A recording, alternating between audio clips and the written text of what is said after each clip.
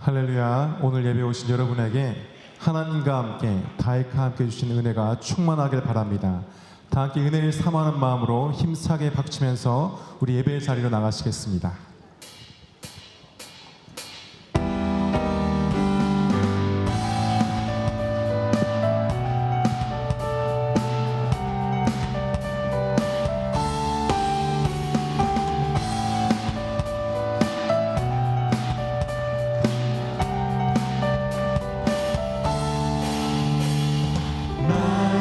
죄를 씻기는 예수의 피밖에 없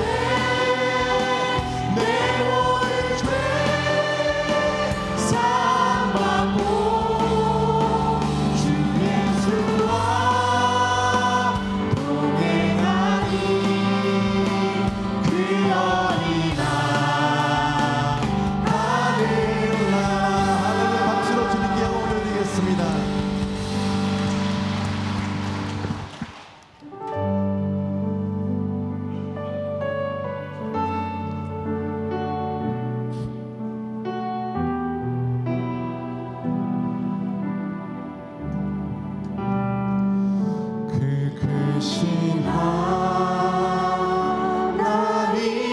사랑 말로 다 형용 못하네. 저 높고 높은 별을 넘어 이 낮고 낮은 나이에 죄보하여 구하여 그 아들 보내 사랑하고 죄를 삼으시고 죄 용서하셨네. 하나님 크신 사랑은 하나님 크신 사랑은 증량하고 다네. 영원히 변치 않는 사랑 성도여 찬양하세.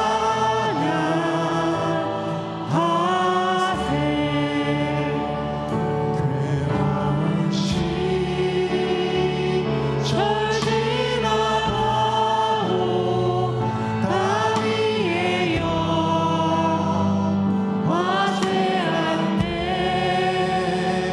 주 잊지 않던 영혼 들은 그 소리 외쳐오고도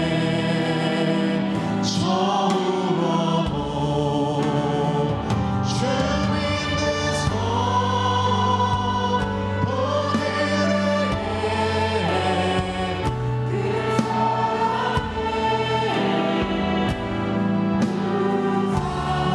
사했으니 우리의 죄 사했으니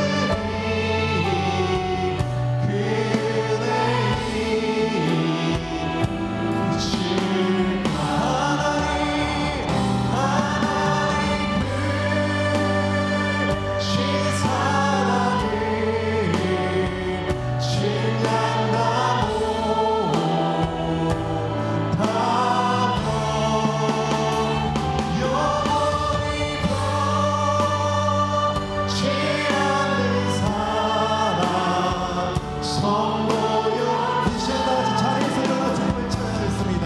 하나님 크신 사랑, 하나님 크신 사랑이 증량나무 다네. 영원히 변치 않는 사랑 성도여 찬양하세. 할렐루야. 주님께 박수로 올려드리겠습니다. 다 함께 사도신경으로 우리 믿음을 하나님 앞에 고백합니다. 나는 전능하신 아버지 하나님 천지의 창조주를 믿습니다. 나는 그의 유일하신 아들 우리 주 예수 그리스도를 믿습니다.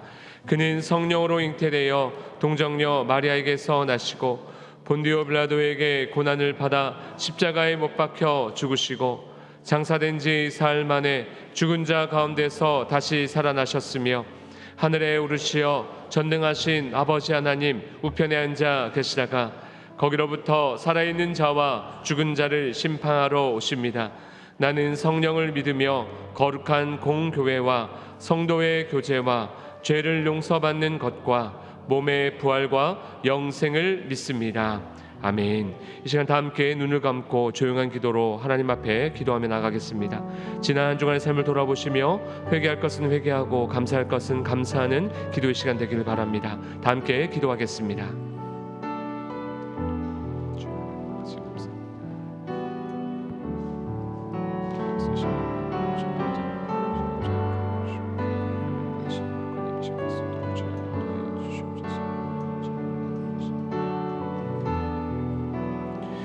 우리는 그리스도 안에서 그의 은혜의 풍성함을 따라 그의 피로 말미암아 속량 곧 죄 사함을 받았느니라.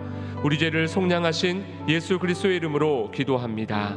아멘. 교독문 46번 시편 106편 함께 교독하겠습니다. 여호와여, 주의 백성에게 베푸시는 은혜로 나를 기억하시며 주의 구원으로 나를 돌보사 내가 주의 택하신 자가 형통함을 보고 주의 나라의 기쁨을 나누어 가지게 하사 주의 유산을 사랑하게 하소서. 우리가 우리의 조상들처럼 범죄하여 사악을 행하며 악을 지었나이다. 우리의 조상들이 애굽에 있을 때 주의 기이한 일들을 깨닫지 못하며 주의 크신 인자를 기억하지 아니하고 바다 곧 홍해에서 거역하였나이다. 그러나 여호와께서는 자기의 이름을 위하여 그들을 구원하셨으니 그의 큰 권능을 만민이 알게 하려 하심이로다. 이에 홍해를 꾸짖으시니 곧 마르니 그들을 인도하여 바다 건너가기를 마치 광야를 지나감 같게 하사 그들을 그 미워하신 자의 손에서 구원하시며 그 원수의 손에서 구원하셨고 그들의 대적들은 물로 덮으심에 그들 중에서 하나도 살아남지 못하였도다. 이에 그들이 그의 말씀을 믿고 그를 찬양하는 노래를 불렀도다. 아멘. 모두 자리에 앉으시겠습니다.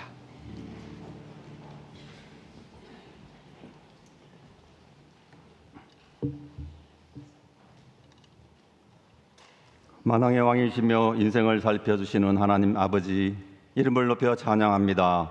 약하고 부족한 저희가 십자가의 능력으로 한 주간도 은혜롭게 지내왔음에 감사드립니다. 우리를 긍휼히 여기사 주의 손으로 붙들어 주시고 우리네 삶 가운데 기쁨과 평강으로 충만하게 하옵소서. 삶에 지치고 고단하여 교회로 오지 못하고 있는 성도들을 만나 주시어 그들의 마음을 움직여 주시고 인도하여 주옵소서.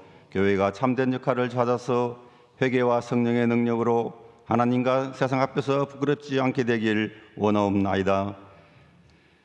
생동하는 계절에 세대별 기관별로 모이는 행사를 통해 전 교인이 한 마음이 되게 하시고 주가 지으신 만물들을 보고 느끼며 주의 솜씨를 마음껏 찬양하는 시간이 되게 하옵소서. 이를 위해 준비하는 과정들이 순적하게 진행될 수 있도록 주님 인도하여 주옵소서.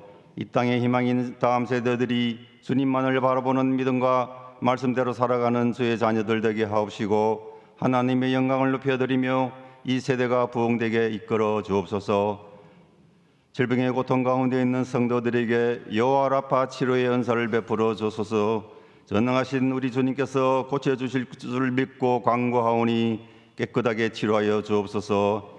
영적 지도자로 세우신 김신일 담임 목사님께서 지치지 않는 열정과 성령의 감동으로 살아 움직이는 말씀을 선포하여 영의 양식을 공급하게 하옵소서. 다윗 시리즈 두 번째 설교 말씀이 들려지게 하시고 마음의 감동으로 새겨지게 하옵소서. 원로 목사님의 은퇴 후 삶을 축복하시고 한국에서의 모든 일정에 함께 하심에 감사드립니다. 사모님과 자녀 가족 모두의 건강 지켜주시고 변치 않는 은혜의 장 가운데 붙들어 주옵소서. 글로리아 찬양대에 올려지는 찬양이 하늘의 향기로운 울림이 되며 각기 받은 은사대로 예배를 놓으며 섬기는 이들의 손길 위에 세상이 줄 수 없는 기쁨을 누리게 하옵소서. 귀하신 그 이름 주 예수님의 이름 받들어 기도하옵나이다. 아멘.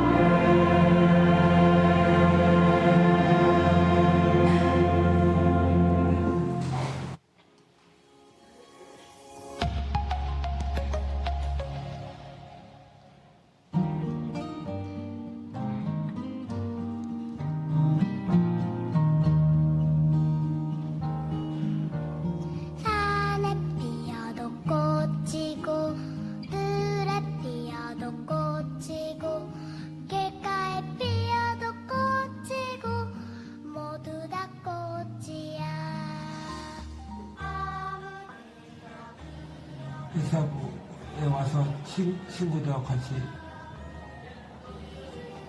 찬양하는 거. 기뻐 좋아해요. 좋습니다. 너무너무 좋아요. 햇살부 찬양도 좋고 세상도 좋고 하나님 우리를 사랑하시고 창조하시고 고치시는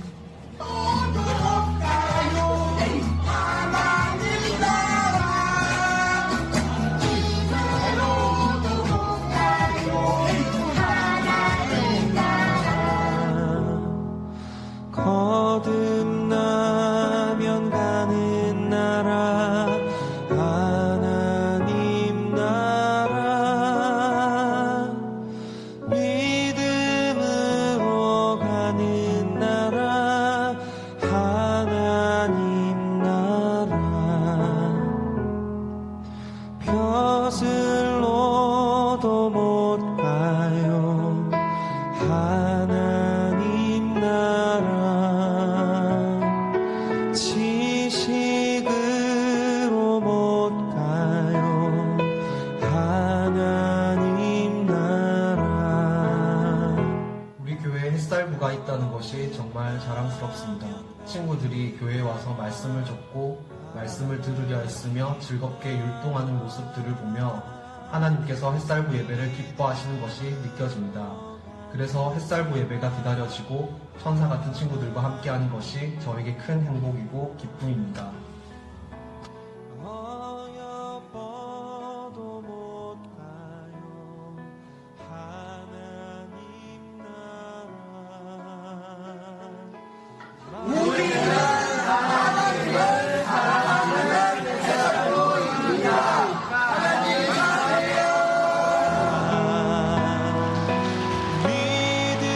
믿음으로 가는 나라 하나님. 영상에서 보신 것과 같이 오늘은 장애인 주일입니다. 해마다 우리 장애인 주일을 지키고 있는데요. 우리 교회에서 한 3번째 해가 되는 것 같습니다. 우리 교회는 장애인들이 함께 모여서 예배하는 햇살부가 있습니다. 매주 10시 우리가 지금 드리는 이 예배의 동시간대에 2층 은혜홀에서 예배를 드리고 있습니다. 우리 햇살부를 위해서 응원해 주시고 관심해 주시고 기도해 주시기를 바랍니다. 우리 한 번 더 햇살부를 위해서 우리 박수하도록 하겠습니다. 감사합니다. 오늘 우리 교회에 처음 오신 새 가족들을 환영합니다. 우리 김성규 안수집사님께서 인도하신 김명성님 심남전도회 소속이십니다. 김성규 안수집사님께서 역시 인도하신 옥혜영님 21여전도회 소속이십니다. 잠깐 자리에 일어나 인사하실 때 우리 박수로 환영하도록 하겠습니다. 환영합니다. 감사합니다. 김도광 앙수 집사님의 형님 되시고 우리 박영애 권사님의 시숙 되시는 우리 교회 집사님이십니다. 고 김병진 집사님의 장례를 잘 마치고 우리 유가족들이 예배를 참석하셨습니다. 우리 잠깐 자리나 인사하실 때 우리 격려의 박수로 위로의 박수로 함께 하도록 하겠습니다. 네, 감사합니다. 네, 저분들이 어렸을 때 우리 교회를 다니셨다고 합니다. 그래서 이번 기회를 통해서 다시 신앙을 회복하고 우리 교회에 나올 수 있도록 함께 관심하시고 인사해 주시길 바랍니다. 광고 전해드리도록 하겠습니다. 주일 강단을 통해서 다윗 시리즈 하나님과 다윗과 함께 말씀 시리즈가 진행되고 있습니다. 사모하는 마음 가운데 큰 은혜의 시간 되시기를 바랍니다. 2024년 가정의 달 효도관광 신청 마감이 오늘까지입니다. 70대, 80대 구분하여 신청해 주시고 1층 사무실 앞 신청서에 이름을 적어주시면 됩니다. 김경자 전우사님의 목사 안수식이 돌아오는 4월 23일 화요일 오후 3시에 부산 감전교회에서 있습니다. 교회 출발은 오후 2시입니다. 각 세대별 행사가 계속해서 진행되고 있습니다. 70, 90 실버 행복학교는 돌아오는 토요일로 마무리되고 3040 봄 캠크닉이 5월 5일, 5월 6일 1박 2일로 진행됩니다. 위에서 관심해 주시고 함께 기도해 주시기를 바랍니다. 마지막 광고입니다. 다음 주 식당 섬김은 13, 24, 25 여전도회 오남전도회입니다. 주보에 25 여전도회가 누락되었습니다. 참고해 주시기를 바랍니다. 오늘 하나님께서 우리에게 주시는 말씀은 사무엘상 16장 14절로부터 23절의 말씀입니다. 제가 봉독해 올리겠습니다. 여호와의 영이 사울에게서 떠났고 여호와께서 부리시는 악령이 그를 번뇌하게 한지라. 사울의 신하들이 그에게 이르되 보소서 하나님께서 부리시는 악령이 왕을 번뇌하게 하온즉 원하건대 우리 주께서는 당신 앞에서 모시는 신하들에게 명령하여 수금을 잘 타는 사람을 구하게 하소서. 하나님께서 부리시는 악령이 왕에게 이를 때에 그가 손으로 타면 왕이 나으시리이다 하는지라. 사울이 신하에게 이르되 나를 위하여 잘 타는 사람을 구하여 내게로 데려오라 하니 소년 중 한 사람이 대답하여 이르되 내가 베들레헴 사람 이새의 아들을 본즉 수금을 탈 줄 알고 용기와 무용과 구변이 있는 준수한 자라. 여호와께서 그와 함께 계시더이다 하더라. 사울이 이에 전령들을 이새에게 보내어 이르되 양치는 내 아들 다윗을 내게로 보내라 하며 이새가 떡과 한 가죽 부대의 포도주와 염소 새끼를 나귀에 실리고 그의 아들 다윗을 시켜 사울에게 보내니 다윗이 사울에게 이르러 그 앞에 모셔 섬에 사울이 그를 크게 사랑하여 자기의 무기를 드는 자로 삼고 또 사울이 이새에게 사람을 보내어 이르되 원하건대 다윗을 내 앞에 모셔 서게 하라. 그가 내게 은총을 얻었느니라 하니라. 하나님께서 부리시는 악령이 사울에게 이를 때 다윗이 수금을 들고 와서 손으로 탄즉 사울이 상쾌하여 낫고 악령이 그에게서 떠나더라. 아멘.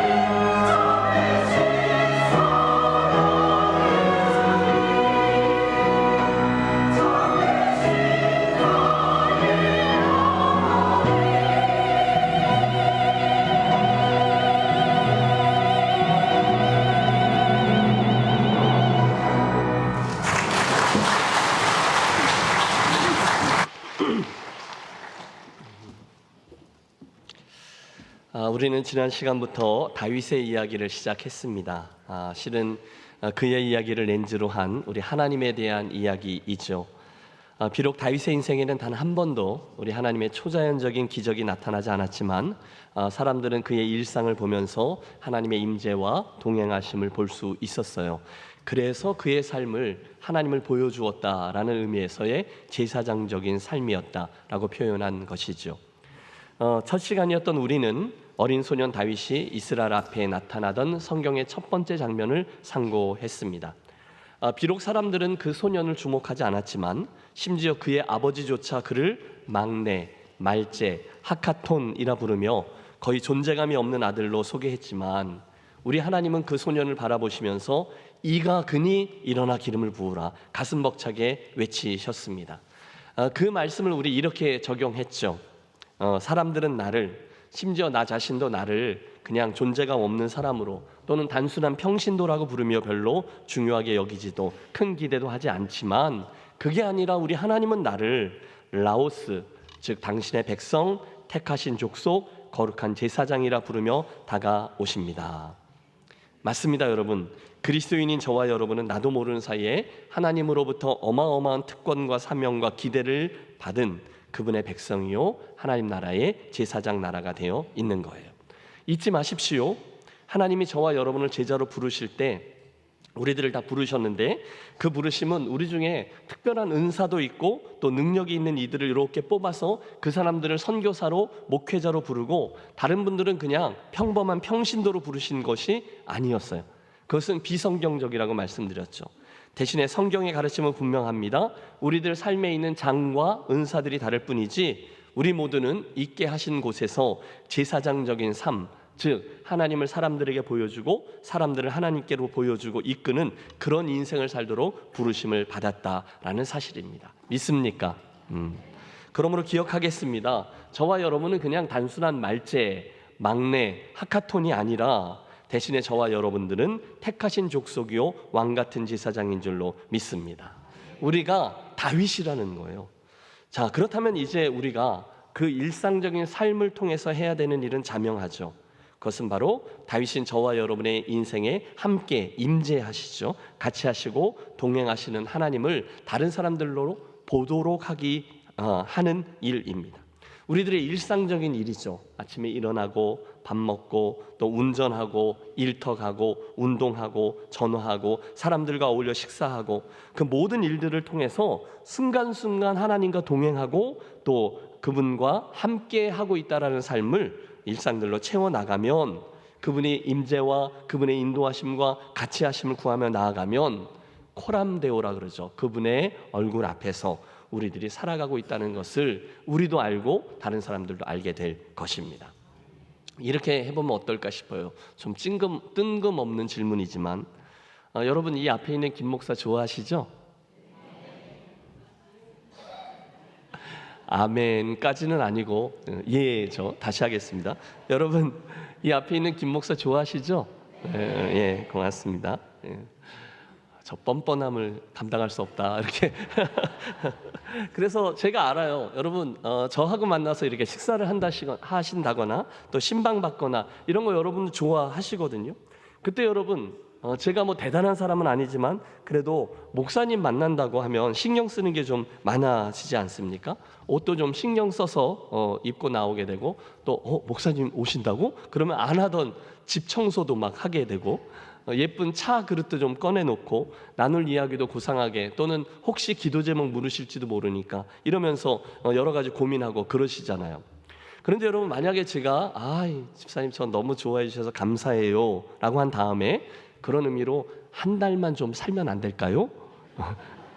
그렇게 여쭈면 어떻게 나오시겠습니까? 진땀을 흘리기 시작하실 겁니다. 그렇죠? 엄청 불편해할 겁니다. 뭐라고 대답해야 될지도 모를 거예요. 내가 김혜질 교회 다녀야 돼? 뭐 갈등하시겠죠. 드리는 말씀은 그게 일상 속에서의 동행이라는 겁니다. 하나님과 그렇게 사는 거예요. 내가 그분이 내 옆에서 함께 사신다는 것을 의식하고 사는 거죠. 나하고 같이 식사하시고 나하고 같이 일터 가주시고 나의 대화 가운데 함께 하시고 내가 뭘 결정하고 선택할 때 내 옆에 계신다는 것을 의식하고 산다는 거예요. 여러분 이건 굉장한 도전입니다. 그게 하나님과의 동행이죠. 그리고 그 삶의 방식을 이해하고 그분과 함께 걸어가신다면 틀림없습니다. 저와 여러분은 그날의 다윗처럼 우리들의 인생에 하나님이 함께 동행하신다는 것, 그리고 그 우리 인생을 통해서 하나님의 뜻을 이룬다는 것, 그리고 이것이 하나님의 사람이 사는 삶의 방식입니다를 다른 사람들에게 보여주는 선한 도구로 살게 될 것입니다. 그것이 바로 우리 첫 시간에 살폈던 일상에서 제사장적으로 살아간다라는 것의 정확한 의미예요. 이어지는 오늘 두 번째 시간에는 다윗의 인생에 절대로 떼어놓고 말할 수 없는 인물 사울 왕이 출연합니다.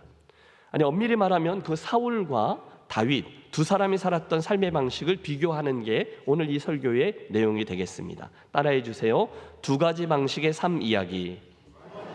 네, 삶 이야기. 예, 오늘의 본문에는 첫 번째 인물인 사울 왕이 만나게 된 어려움 하나가 기록되어져 있어요. 14절은 이렇게 시작됩니다. 여호와의 영이 사울에게서 떠나고 여호와께서 부리시는 악령이 그를 번뇌하게 한지라. 슬프게도 지금 사울 왕의 정신과 정서가 심히 흔들리기 시작했습니다. 그러자 사람들이 음악에 재능이 있었던 소년 다윗을 천거해서 그 사울 왕 옆에서 수금을 타게 했더니 그 찬양 때문에 사울이 상쾌하여 낫고 악령이 그에게서 떠나게 되었다라는 이야기입니다. 이미 여기에서 사울과 다윗의 삶의 방식이 극명히 비교되고 있죠. 사실 여러분, 이 사울이 맨 처음에 성경에 나타났을 때 사람들은 그를 굉장히 좋아했어요. 흥분했습니다. 기대감이 있었어요. 그럴 만도 하죠. 그는 외모적으로 일단 다른 이스라엘 사람들보다 어깨 하나가 더 컸다, 이렇게 되어져 있습니다. 그뿐입니까? 그는 겸손한 성품도 가지고 있었어요. 그래서 우리가 사무엘상 10장을 보면 사무엘이 그를 왕으로 백성들 앞에 선포할 때 이렇게 소개하기까지 했죠. 사무엘이 모든 백성에게 이르되 너희는 여호와께서 택하신 자를 보느냐? 모든 백성 중에 짝할 리가 없느니라 하니 모든 백성이 왕의 만세를 외쳐 부르니라. 여러분, 이게 맨 처음의 장면이에요. 사사시대가 맞춰질 때쯤 우리도 다른 나라들처럼 왕을 주십시오 요구했던 백성들에게 하나님이 억지로 허락했던 왕이 이 사울이었다는 거죠. 이가 너희를 위해 택한 나의 왕이다. 선지자의 외침에 이스라엘이 막 환호합니다. 이제 우리도 왕을 세웠다. 우리의 왕 외모도 출중하네. 와, 성품도 그리 좋다며 과연 하나님이 뽑아주신 인물답네. 사울 왕 만세. 맞습니다, 여러분. 사울은 꽤 괜찮았던 사람이었어요. 그가 왕으로 선택되고 세워졌을 때 그는 결단코 교만하지도 않았어요. 실제로 그는 왕이 된 그날부터 대우받고 좋은 음식 먹고 위엄 있는 왕좌에 앉아서 이거 해라 저거 해라 그렇게 살지 않았습니다. 대신에 그는 여전히 자기가 하고 있던 일, 농사를 계속했죠. 왕 노릇이 아니라 왕의 역할을 충실히 했어요. 그러던 중에 이스라엘의 첫 번째 위기가 다가오죠. 사사시대의 마지막 끝자락답게 또다시 이웃 민족이 쳐들어온 겁니다. 순간 사울이 일어나서 백성들에게 길르앗 야베스를 구하자 외쳤고 온 백성들이 일사불란하게 그의 리더십 아래 그를 따라 결국 암몬 사람들을 물리쳐내는 데 성공합니다. 그뿐이 아닙니다. 그 기세를 몰아서 오랜 기간 저들을 힘들게 했던 블레셋 족속들도 몰아냅니다. 과연 하나님이 세우신 왕답습니다. 더 감동적인 이야기가 이어져요. 사울이 승리하고 계속 그러자 여러 사람들이 이구동성으로 와서 맨 처음에 당신이 왕으로 세워질 때 당신을 좀 미덥지 않게 생각했던 이들 우리 혼내줍시다 이렇게 제안을 하거든요. 왕을 몰라보고 건방을 떨었던 그놈들 쓸어버리죠. 여러분, 만약에 그렇게 했으면 얼마나 통쾌했겠어요. 그런데 사울은 그 제안을 이런지하에 거절하죠. 얼마나 넉넉한 인품인지 모릅니다. 결국 그는 사방에 있는 대적들을 다 물리치고 이스라엘을 든든한 나라로 점점 더 세워가고 있는 것처럼 보였습니다. 정말 더도 말고 덜도 말고 딱 그날 같은 분위기만 계속 이어졌으면 얼마나 좋았을까요? 문제는 그때로부터 뭔가가 아주 조금씩 어긋나기 시작했다는 거예요. 여러분, 모든 게 잘 되어져 가다 보니 긴장감이 빠진 거죠. 자기도 모르는 사이에 살짝 교만해지기 시작합니다. 전에는 모든 일마다 하나님 그랬는데 저는 아닙니다 그랬는데 이 일들이 계속되다 보니까 일의 재미에 빠지기 시작한 거예요. 여러분, 뭔 일을 하는데 이게 계속 잘 되잖아요. 그러면 전에는 하나님 도와주세요 이렇게 겸손히 나아갔는데 어느 순간부터 겸손을 잊어버려요. 내가 해서 잘 된 것 같고 또는 그 일이 원래부터 그렇게 잘 되도록 되어져 있었던 것 같고 그럽니다. 그러다 보면 중간에 뭔가가 걸리적거린다거나 걸림돌이 되면 짜증이 나는 거죠. 그리고 그 일이 되도록 하기 위해서 나머지 것들을 막 이리저리 맞추고 끼우고 조종합니다. 마치 내가 이 모든 일을 조종하는 사람인 양 내가 행하게 되는 거죠. 사울에게 그 일이 일어났어요. 모든 일들에게 하나님 그분이 중심이 되어야 되고 우리는 그분의 뜻을 파악해서 그분의 흐르심에 우리들을 맞추어야 하는데 사울은 자기도 모르는 사이에 자기가 하던 그 일이 또는 그 자신이 그걸 좌지우지하다가 보니 인생의 주인 노릇을 하기 시작한 거예요. 물론 겉으로 볼 땐 다 잘 되었어요. 믹마스에서 블레셋에서 승리했고요. 시내산에서 아말렉에게 승리했습니다. 뭐가 막 되는 것 같아요. 그런데 문제는 말씀드렸던 대로 일하는 과정 중에서 사울이 아주 조그만 거지만 하나씩 둘씩 하나님의 뜻을 무시하고 불순종하기를 시작했다는 거예요. 여러 개 결정적인 것들이 있지만 두 개만 좀 살펴보면 저의 첫 번째 결정적인 불순종이 13장에 나옵니다. 유명한 이야기. 그가 이스라엘을 다스린 지 2년쯤 되었을 때에 또 한 번 블레셋과의 전쟁이 일어났어요. 피비린내 나는 전투가 일어날 겁니다. 그들의 계획에 따르면 곧 사무엘 선지자가 와서 하나님께 번제와 화목제를 드려줄 것이고 그 중에 이번 전쟁의 승리를 비는 축복 기도를 해주게끔 되어 있었어요. 출정 준비가 다 완료되었거든요. 이제 그 선지자만 와서 축복 기도하고 제사를 드려주면 나가서 전쟁에 승리하면 되는 거예요. 그런데 갑자기 예상치 못한 일이 벌어집니다. 2,000명과 함께 사울이 위에 있고 1,000명과 함께 아들 요나단과 함께 저 밑에 있었던 이스라엘 백성들. 그런데 갑자기 자기하고 군호를 짜지 않았는데 저 밑에 있던 요나단이 갑자기 기습 공격을 감행한 겁니다. 사태가 급박해지죠. 성경을 보면 그 공격으로 자극을 받은 블레셋 사람들이 하면서 막 몰려들기 시작한 거예요. 블레셋 사람들이 이스라엘과 싸우려고 모였는데 병거가 3만이요 마병이 6,000명이요 백성은 해변의 모래같이 많더라. 여러분 뜻밖의 일이 벌어진 거예요. 상황이 심각해졌어요. 그러니 빨리 저들이 더 전열을 갖추기 전에 전쟁을 치러야 되는데 약속한 사무엘 선지자가 오지를 않는 거예요. 그들이 길갈에 모여서 이미 전쟁 출정 준비를 마쳤는데 7일을 기다리라고 했거든요. 하루가 지나고 이틀이 지나고 사흘이 지나면서 이스라엘의 군대의 사기들이 점점 떨어집니다. 이스라엘 진중에 있던 이들이 블레셋 사람들이 모이는 숫자를 보면서 두려워하기 시작한 거예요. 성경은 이렇게 묘사해요. 어떤 이들은 굴에, 어떤 이들은 수풀에, 바위 틈에 은밀한 곳과 웅덩이로 숨어 들어갔다라고 말입니다. 탈영병도 속출하기 시작했어요. 또 남아있는 군사들마저 두려움에 떨기 시작해요. 여러분 상황이 이해가 되셨죠? 최악입니다. 드디어 길고 긴 6째 날이 지나고 마지막 7째 날이 되었을 때 사울하고 함께 있었던 2,000명의 군사들이 슬금슬금 다 빠져나가고 아침에 점호를 해보니 딱 600명만 남은 거예요. 그러니 참다 못한 사울이 7째 날 아침에 더 이상 화를 참지 못하고 외칩니다. 난 할 만큼 했다. 더 이상 못 참는다. 번제와 화목제물을 내게로 가져오라. 제사장만 제사를 지내려는 법이 있는가? 내가 할게. 그리고는 자기가 그 일, 제사장이 해야 될 일을 대신해 버리는 거죠. 그때 누가 나타납니까?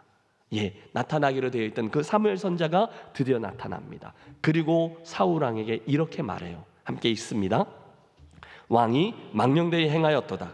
왕이 왕의 하나님 여호와께서 왕에게 내리신 명령을 지키지 아니하였도다. 그리하였더라면 여호와께서 이스라엘 위에 왕의 나라를 영원히 세우셨을 것이거늘 지금은 왕의 나라가 길지 못할 것이라.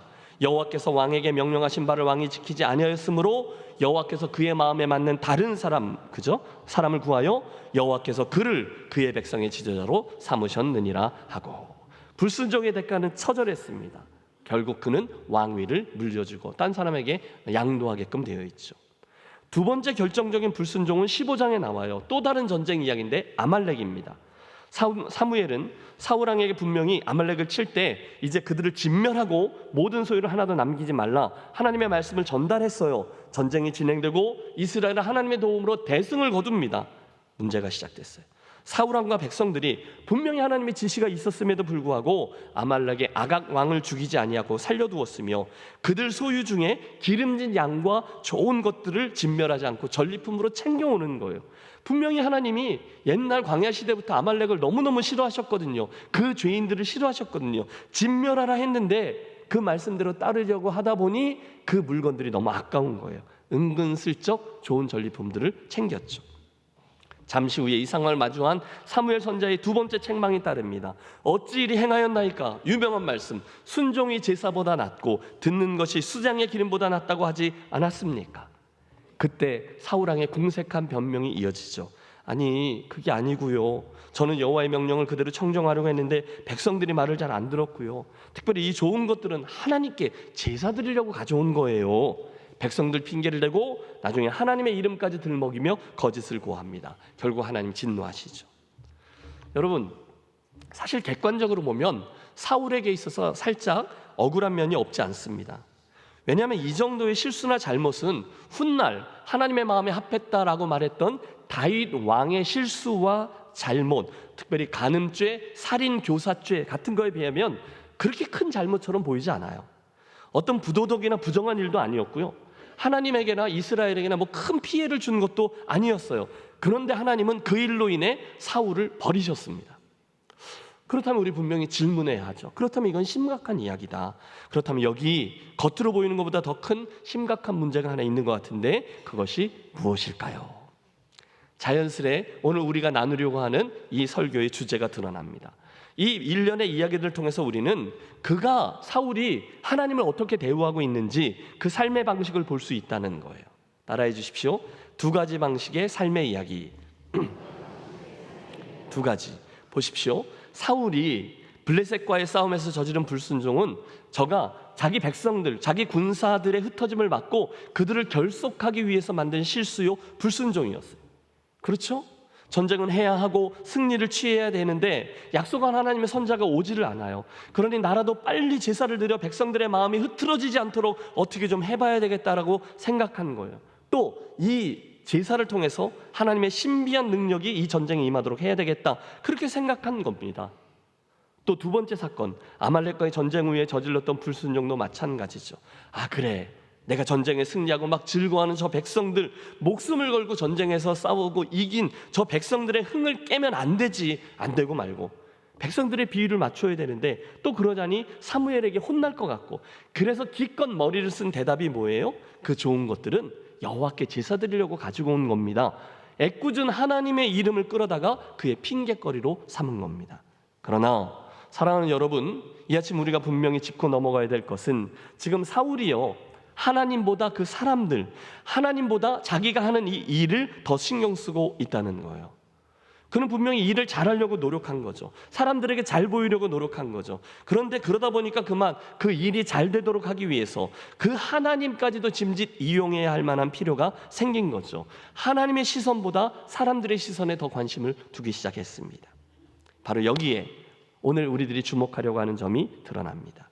그것은 그렇듯 하나님을 내 삶으로 끌어들이는 것하고 내가 그 하나님께 맞추어지는 것하고는 완전히 다른 두 가지 삶의 방식이다라는 점입니다.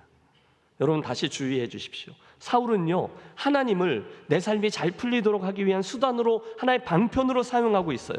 내가 빨리 제사를 잘 드려서 백성의 흩어짐도 면하고 또 이 전쟁에 나갈 때 하나님의 도우심을 꼭 받아내야지, 그렇게 생각한 거예요. 또 엉뚱하게 불순종해서 꾸중을 듣다 보니까 이건 나를 위한 게 아니라 하나님께 제사를 드리기 위해서 챙겨놓은 것들이라고요, 하나님을 끌어들여서 이 상황을 설명하려고 해요. 여러분 저를 잘 따라와 주십시오. 오늘 우리들도 종종 이런 실수를 범할 수 있습니다. 저도 여러분도 종종 사고는 내가 치고 수습은 하나님 보러 하라고 그럴 때가 종종 있잖아요. 내 욕심 때문에 내가 사고 치고 이걸 수습하는 과정 중에서 이 이야기를 그럴싸하게 이야기하고 하나님을 내 삶의 장에 이용하기 위해서 끌어들이는, 즉 하나님을 내 삶에 이용하기 위한 수단으로 대하는 실수를 범할 때가 있습니다. 하나님, 이건 이렇게 해주셔야 합니다. 아시죠? 하나님, 이번에 시작한 사업 잘 되어야 되는 거 아시죠? 하나님, 우리 아이 이번에 안 되면 안 돼요. 이 대학 꼭 붙게 해주셔야 돼요. 아시죠? 하나님, 이번 주 토요일에 할 계약은 꼭 성사돼야 돼요. 아시죠? 만약에 이것만 잘 되면요, 제가 이번에 선교 헌금 한번, 아시죠? 이렇게. 여러분, 우리의 문제가 뭡니까? 나로부터 시작해서 하나님께로 나아간다는 거예요. 여러분 오해하지 마십시오. 절대로 하나님께 구하지 말자라는 말씀 드리는 게 아니에요. 하나님께 기도하지 말자라는 거 말씀을 드리는 게 아니에요. 문제는 그 좋으신 하나님과의 관계가, 교제가 없이 내가 잘 되기 위해서, 내 목적을 달성하기 위해서 그분의 임재와 도우심을 구하는 것은 잘못된 거라는 거예요.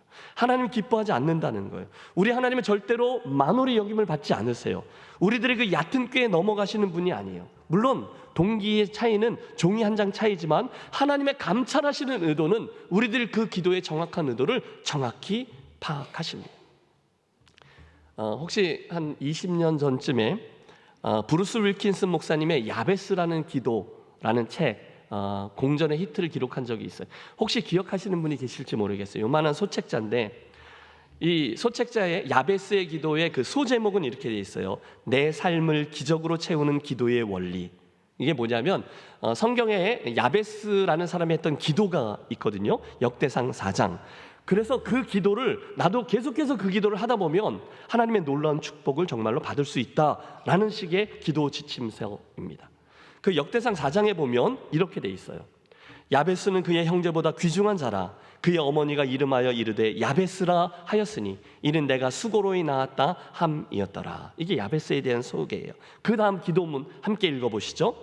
야베스가 이스라엘 하나님께 아뢰어 이르되 주께서 내게 복을 주시거든 나의 지역을 넓히시고 주의 손으로 나를 도우사 나로 환난을 벗어나 내게 근심이 없게 하옵소서 하였더니 하나님이 그가 구하는 것을 허락하셨더라. 아멘.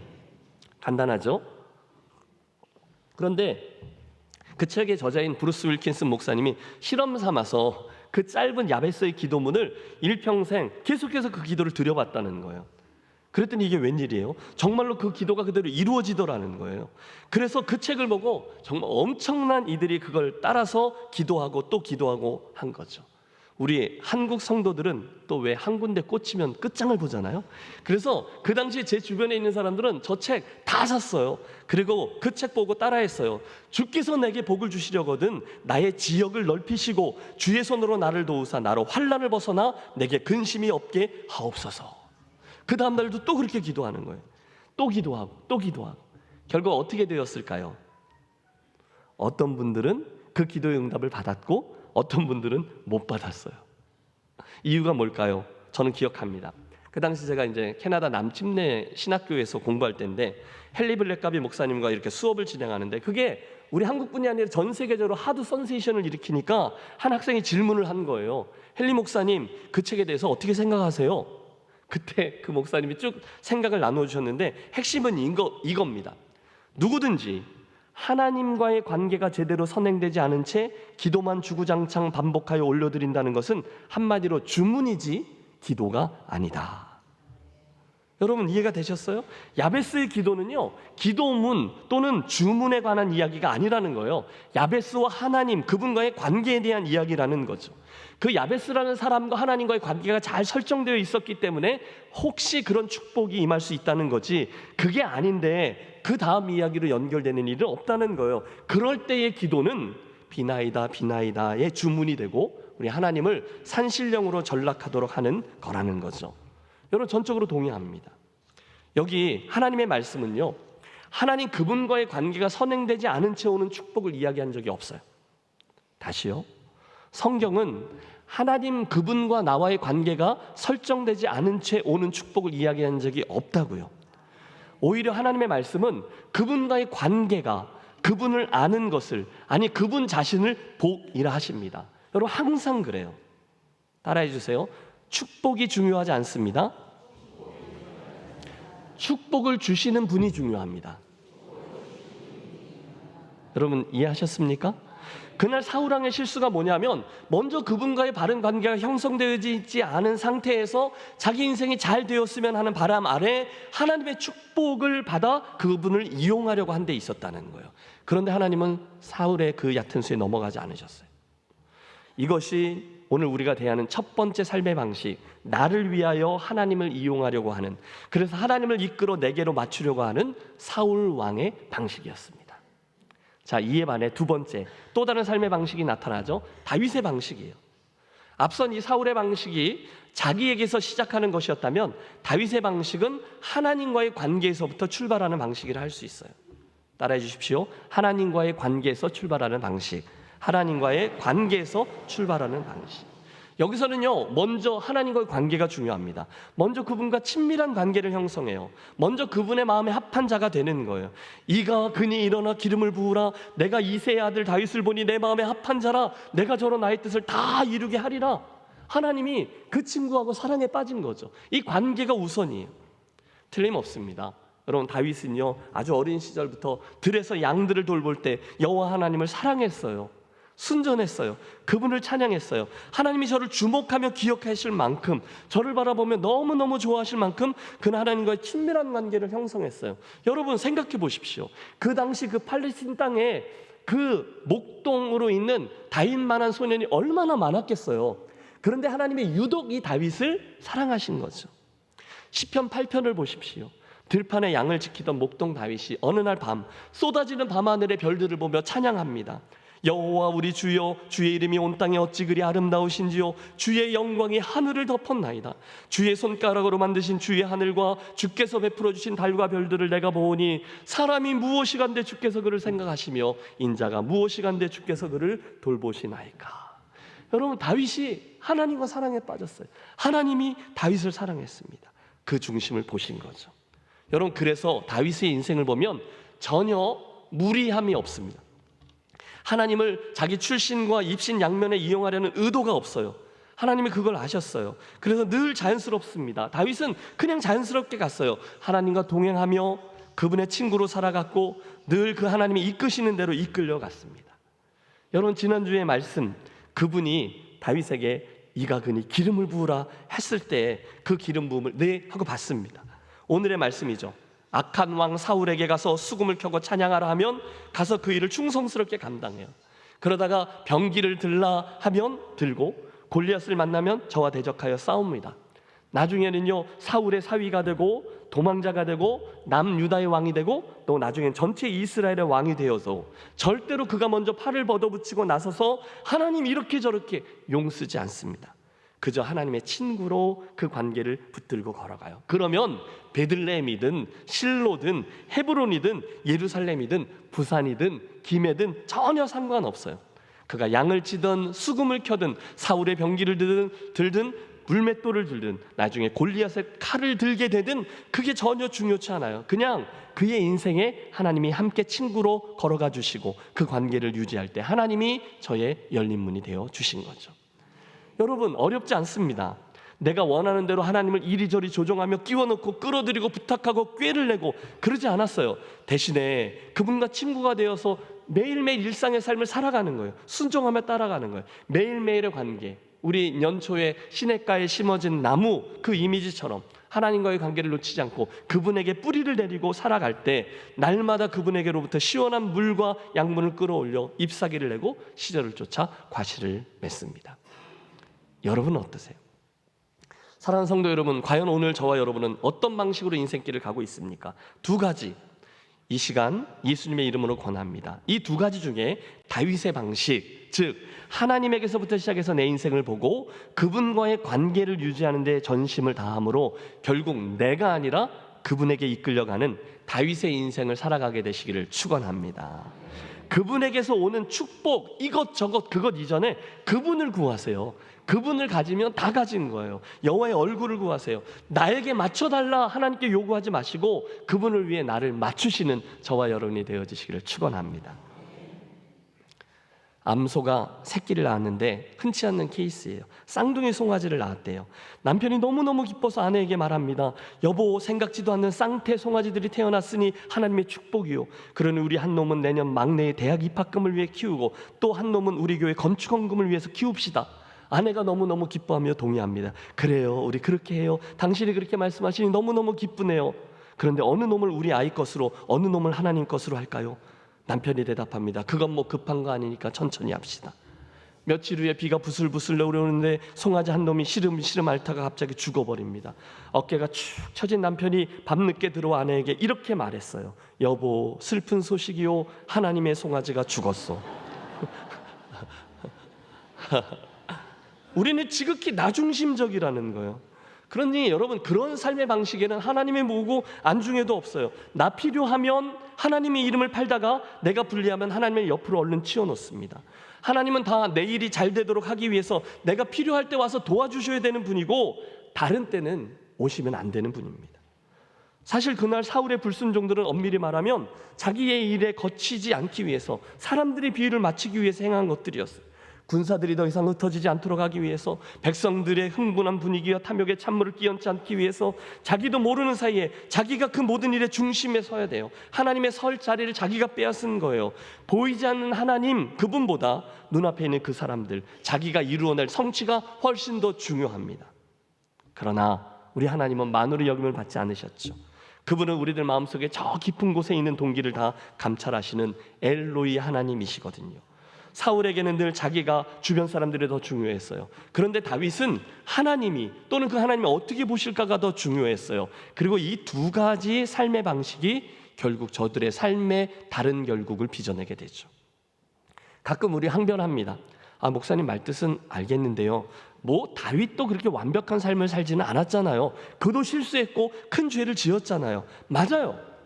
그런데 여러분, 다윗의 다른 점은요, 그 실수 이후에 누군가 그 실수를 지적하면 얼른 하나님의 시선으로 자기를 바라보고 그분에게 반응했다는 거예요. 당신이 그 사람이라. 여러분, 밧세바를 빼앗고 그 남편 우리아를 교살했을 때 하나님의 사람인 나단 선지자가 했던 말이잖아요. 그 순간 다윗은 사울이 했던 것처럼 다른 핑계들을 끌어대지 않았어요. 대신에 얼른 하나님의 시선으로 상황을 보고 자기와 하나님 사이에 깨어진 관계를 인하여 통곡합니다.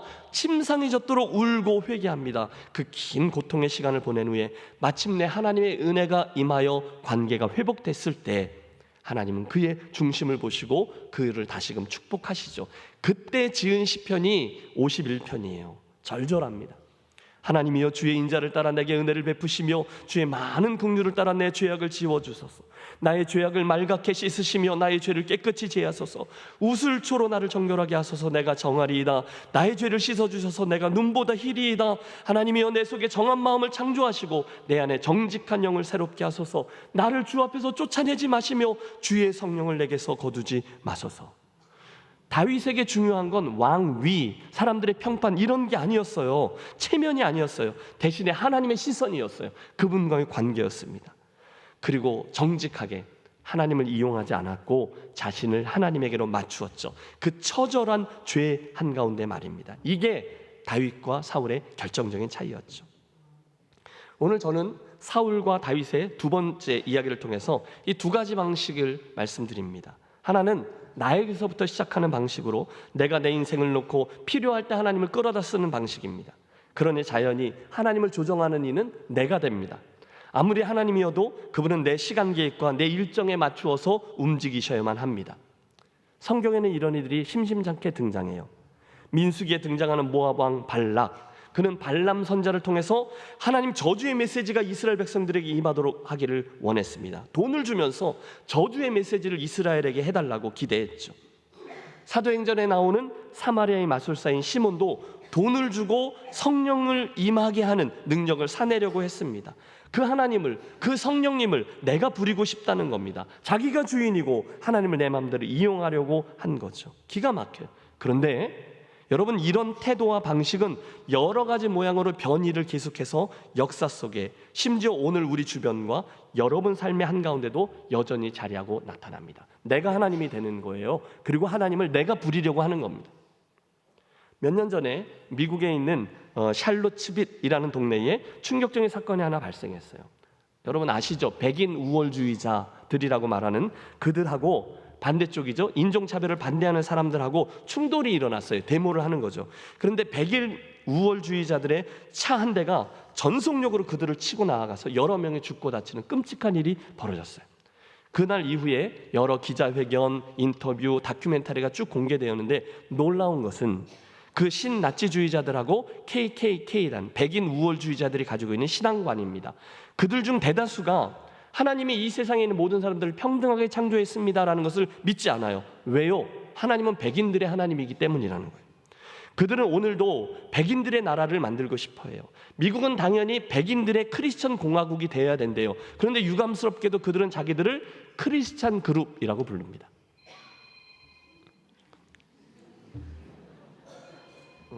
내가 너무 민감한 얘기를 했는지 어디서 전화가 온 것 같아요. 레위기 19장 18절의 말씀, 내 이웃 사랑하기를 내 몸 사랑하듯 하라라는 말씀을 해석하는데, 그때 하나님이 말씀하시는 이웃은 백인들만을 지칭하는 것이 아니라고 주장해요.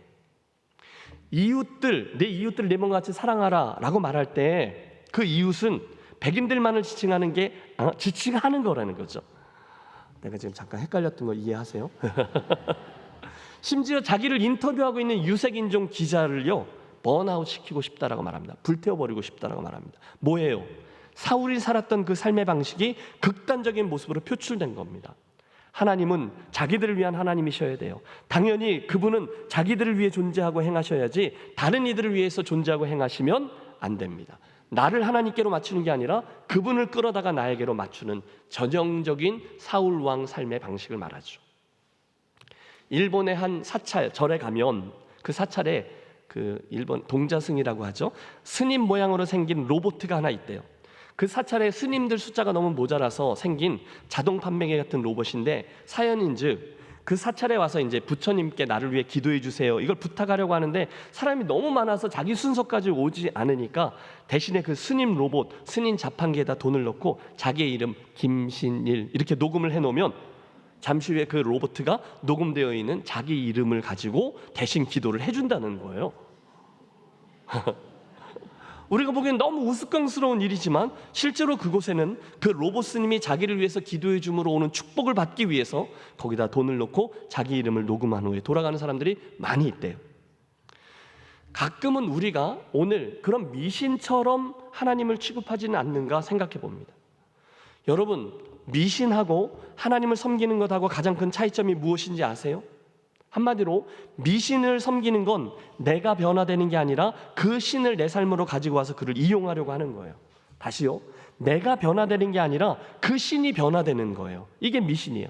그런데 하나님을 섬기는 건 반대죠. 하나님이 변화되는 게 아니라 내가 변화되는 거예요. 내가 하나님이 원하시는 모습으로 바뀌는 거예요. 내가 하나님 원하시는 방식으로 인생을 살아가고 그분의 기대대로 인생의 열매를 맺는 거죠. 사랑하는 성도 여러분, 만일 저와 여러분이 우리들의 머리를 써서 하나님을 이용해 먹으려고 시도한다면 우리는 그 스님 자판기를 이용하는 사람처럼 참 한심한 신앙인들이 되고 말 겁니다. 기억하십시오. He is God, but I'm not. 그분이 하나님이시고 나는 아니에요. 하나님은 절대로 저와 여러분의 얕은 꾀에 넘어오시는 분이 아니에요. 대신에 소원하고 바랍니다. 저와 여러분의 인생을 어떻게 해서든지 그분에게 맞추시는 저와 여러분이 되어지시기를 바랍니다. 여러분, 하나님을 바꾸려고 하지 마시고 여러분을 바꾸려고 애를 쓰십시오.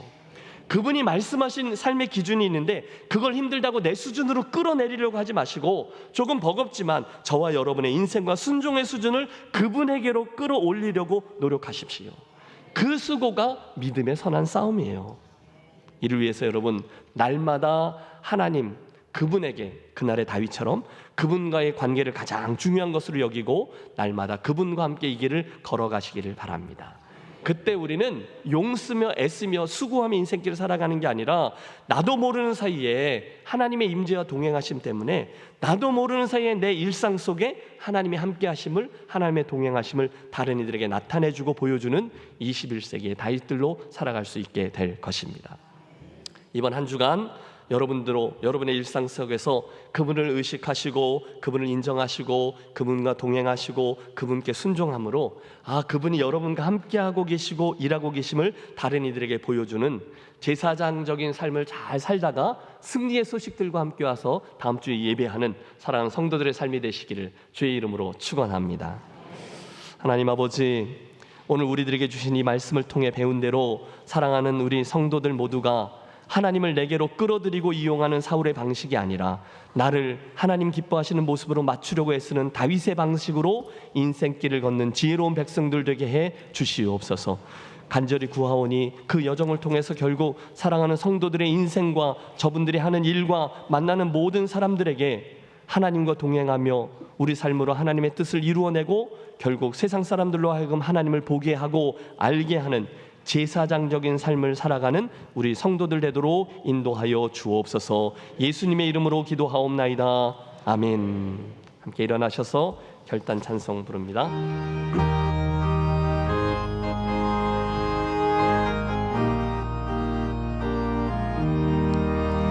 예수가 함께 계신